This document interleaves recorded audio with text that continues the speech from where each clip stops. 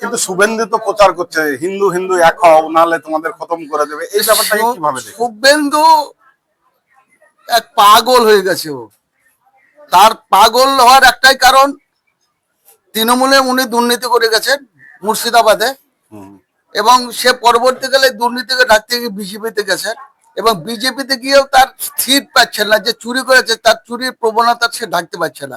ফলে তার মস্তিষ্ক প্রসিত আগুন মস্তিষ্কে তার জ্বালা ধরেছে। এবং আবল সামনেই আমাদের রাজ্যে বিধানসভা নির্বাচন, আর বিধানসভায় বিভিন্ন এলাকা আমরা ঘোরাফেরা করছি, সাধারণ মানুষ কি বলছে তার জন্য। তো আজকে সেই খড়গ্রাম বিধানসভার সাবলদাহ মোড়ে, তো এখানে একটা চায়ের দোকানে বেশ কিছু লোকজন আছে, তো তাদের কাছ থেকে জেনে নিব যে আগামী বিধানসভায় তারা কাকে চাইছে, বা গতবারের যিনি বিধায়ক ছিলেন তিনি এলাকায় কি কি কাজ করেছেন সেই সবই আমরা জেনে নেব। তো এখানে কিছু মানুষজন আছে, একটু কথা বলে নি। তো আপনার নাম? নাসিরউদ্দিন। নাসিরউদ্দিন। তো সামনে তো বিধানসভা নির্বাচন, তো কি হবে বলে মনে হচ্ছে? বামফ্রন্টের যে বামফ্রন্টের প্রার্থী জিতবে, এতটাই আশাবাদী? আশাবাদী। মানে কিসের ভিত্তিতে বলছেন যে বামফ্রন্ট জিতবে? আমাদের দীর্ঘদিন ধরে মনের একটা আশা আছে যে আমরা এখানে এরকম কেন হয়ে আছি, এরকম ক্যান্ডিডেট, মানে দীর্ঘদিন এত এখানে ভালো মানে দল, সেই দল হেরিয়েছে কেন? ধ্রুবজ্যোতি সাহেব প্রার্থী হিসাবে কেমন এলাকার মানুষ? ভালো, খুবই ভালো ছেলে, ছেলে হিসাবে তো ভোট পাবে। ছেলে হিসেবে ভোট পাবে, মানে 100-100 দেওয়া যায়। হ্যাঁ, তো আপনারা খুব গ্রামবাসী হিসাবে খুব মানে আশাবাদী? আশাবাদী। আচ্ছা, অনেক অনেক ধন্যবাদ। আরো কিছু জনের সঙ্গে আমি কথা বলে নেব। তো আপনার নাম? জহুরুল ইসলাম। জহুরুল ইসলাম। তো কি মনে হচ্ছে সামনে বিধানসভা? আমরা ধ্রুবজ্যোতি সাহাকে চাই। ধ্রুবজ্যোতি সাহাকে চাইছেন? তো এখানে যে মানে লড়াই তো মূলত বিজেপি, তৃণমূল আর কংগ্রেস, এই সিপিএম, এই তিনটে দলের মধ্যেই হবে। ওদের প্রতি ভরসা মানুষ, মানে তৃণমূল, বিজেপি, কংগ্রেসের প্রতি ভরসা নেই। প্রার্থী হিসাবে কেমন ধ্রুবজ্যোতি সাহা? ও মাই, ছেলে ভালো। ছেলে ভালো, মানে 100-100। আচ্ছা, অনেক ধন্যবাদ দাদা। আপনার নাম? আমার নাম আমজাদ হোসেন। আমজাদ হোসেন। তো কি মনে হচ্ছে সামনে বিধানসভায়? সামনের দিনে বামফ্রন্ট দিবে, বামফ্রন্ট হবে। বামফ্রন্ট ছেলে হিসাবে খুবই ভালো। ছেলে হিসাবে আর এখানে দীর্ঘদিন তৃণমূলের বিধায়ক আছে, কোনো কাজ করেনি, মানুষকে খানাকা হরানি করেছে, মেয়েদিকে হেনস্থা করেছে বারবার।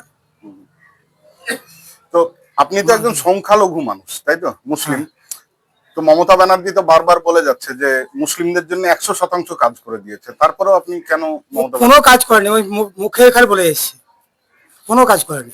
মানে কি আপনি চিন্তা করবেন যে সংখ্যালঘুদের কংগ্রেস পিরিয়ডে কত পার্সেন্ট চাকরি ছিল, বামফ্রন্ট বলে কত পার্সেন্ট সংখ্যালঘুদের চাকরি ছিল, আর এখন কত আছে? কিন্তু দিদি যে এত ভাতা দিয়ে যাচ্ছে, তার ফলে আমরা ভাতা চাই না, আমরা চাকরি চাই। চাকরি চাই। আপনার বাড়িতে কেউ ভাতা পায় না? না না, তো পাই, হ্যাঁ লক্ষ্মী ভান্ডার পাই, আমার স্ত্রী পাই। তারপরেও চাইছেন যে না, আমরা ভাতা চাই না। ভাতা চাই না, কর্মসংস্থান। আমরা 3 ভাই আছি, 3 ভাই গ্র্যাজুয়েশন, আমরা তো কাজ চাই। হ্যাঁ হ্যাঁ,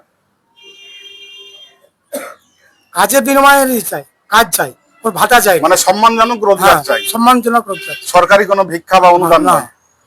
তাই সম্মানজনক ভাতা চাই। এই যে ভোটের আগে যে যুবশ্রী বা যুব ভাতা চালু করলো, একটা গিমিক, এটা একটা হ্যাঁ গিমিক। মানে ভোটের আগে সরকারের পক্ষ থেকে ঘুষ মনে করছেন এটা? হ্যাঁ অবশ্যই। মানে আগে দেখেন, আগে ঘোষণা করলো এইটা আগস্ট, 1 আগস্টে দেওয়া হবে রেজাল্ট পরে, যখনই বুঝতে পারলো যে এটা হবে না, এই ওষুধে কাজ করলো না, তারপরে পরে আবার বলেছি 1 এপ্রিল থেকে হবে। এখন বলছে যে কেউ পাবে, কেউ 1 আগস্ট পাবে। অনেক রকম চাল পালা চলছে, কিছু না গিমিক, ভোট কেনা একটাই। তো এবারে কি মনে হচ্ছে যে সংখ্যালঘু ভোট কি মমতার, মানে তৃণমূলের যে একচ্ছত্র আধিপত্য ছিল কিছুদিন আগেও, সেটা কি ভাঙছে? হ্যাঁ অবশ্যই ভাঙবে, ভোটের পরে বোঝা যাবে, বুঝতে পারবে। ভোটের পর বুঝতে হবে। তো মুর্শিদাবাদে কি এবার মানে সিপিএম তথা বামফ্রন্ট খাতা খুলবে? হ্যাঁ অবশ্যই খুলবে। সিপিএম 8 থেকে 10টা আসন একে পাবেই, মুর্শিদাবাদে 8 থেকে 10টা আসন। আচ্ছা, আমার নাম হেমন্ত মন্ডল। হেমন্ত মন্ডল। কি করেন এমনি? আমি এমনি সবজির ব্যবসা করি। সবজির ব্যবসা করেন। তো সামনে তো বিধানসভা নির্বাচন, তো কি হবে বলে মনে হচ্ছে? এখানে তৃণমূলের যে অরাজকতা, তাতে বামফ্রন্টে জিতবে। তৃণমূলের অরাজকতা বামফ্রন্ট জিতবে। তৃণমূলের যে এমএলএ ছিল, তো সে কি এলাকায় উন্নয়ন করেনি? উন্নয়ন বলতে গেলে মুখে করেছে, কাজে বাস্তবে রূপ পায়নি। একটা ব্রিজ 3বার শিলান্যাস করেছে, কিন্তু সেই ব্রিজ এখনো হয়নি। অপরদিকে তো বিজেপি নেতা শুভেন্দু বলছে যে হিন্দুদের এক হতে হবে, তাহলে সেই ব্যাপারটাকে আপনাদের এই এলাকাটা তো হিন্দু অধ্যুষিত এলাকা, কিভাবে দেখছেন? দেখুন, এখানে রাজনীতির ময়দানটা অন্যরকম। হিন্দু মুসলিম ভাগাভাগি করে কোনোদিন ভোট করা যায় না। হুম, আসলে সবাইকে নিয়ে ভোট করতে হবে, যার জন্য ওই টোপ মানুষ আর গিলবে না। মানে শুভেন্দু যেভাবে মানুষকে বোকা বানানোর চেষ্টা করবে সেই ফাঁদে আর মানুষ পা দেবে না। দেবে না। আর আগে ছিল বামের ভোট, রামে কিছুদিন গেছিল, সেই ভোট আবারও পুনরায় বামই ফিরে আসবে। বামে মানে রামে গিয়েছিল, সেই ভোট আবার বামে ফিরে বামে আসছে। ফিরে আসছে। মানুষ সচেতন হতে বুঝতে শিখছে। বুঝতে শিখেছে। তো এবার আপনাদের এখানকার যে প্রার্থী হয়েছে দ্রব্যজ্যোতি সাহা, প্রার্থী হিসাবে কেমন? খুব ভালো, কারণ ওর বাবাও একবার এমএলএ ছিল, যথেষ্ট কাজ করেছে, এবং এখন আমরা যতটুকু আশা করি উনিও সেই বাবার সম্মানটুকু রাখবে। রাখবে। তো এবার কি দ্রব্যজ্যোতি সাহা জিতবে? অবশ্যই জিতবে বলে আশা করি। এলাকার মানুষজন হ্যাঁ, সবাই ওকে উদার সবার করে মুখে এক দেবে। কথা, বিশেষ করে বেকাররা তো বেশি ভুগছে, কারণ কোনো অ্যাপার্টমেন্ট নাই, কাজ নাই।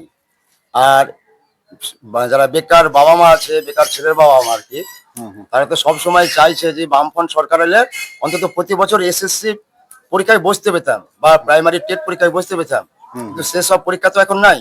হুম। তাহলে চাকরি হবে কোথা থেকে? তার পরিবর্তে- যদি কোনো একটা বিজ্ঞাপন ছাড়ছে তো তার মধ্যে একটা ভুল থাকছে, যাতে পরে একটা হাইকোর্ট হয়ে যায়, যার জন্য আর অ্যাপার্টমেন্ট হচ্ছে না।